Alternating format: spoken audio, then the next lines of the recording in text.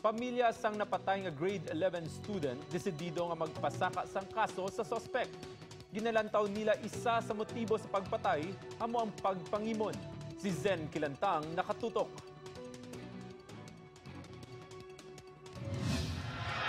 Ginkordon sang kapulisan ang crime scene sa diin natiruhan patay ang grade 11 student nga si alias Neneng sang iya stepfather nga si Gerald Guillermo tumandok sang Belison Antique. Suno sa opisyales sang barangay, isa ka barangay tanod ang suspek kag nagabiyahe sang tricycle. Wala naman sila naglaom nga mahimo ini ni Guillermo sa iya manak. Di mayan man kada duty na siya. Duty na. Pero before, sir, hindi na siya abusador. Oo, ay. Bukan natin abusador, may na taon. Nagapati naman ang tiyo sang biktima nga nagpangimo ng suspek rason nga ginpatay sini. Basta lang ang naroon sa IQ ko lang daw, aking isip lang daw. Naaman, sir. Daw pero meron sila nag-away, cellphone, nag-away sa cellphone.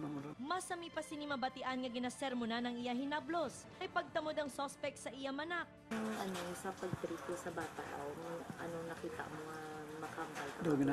Daw ginasakit ng bata mo. Gayon? Tapos ang bata ay gahibi lang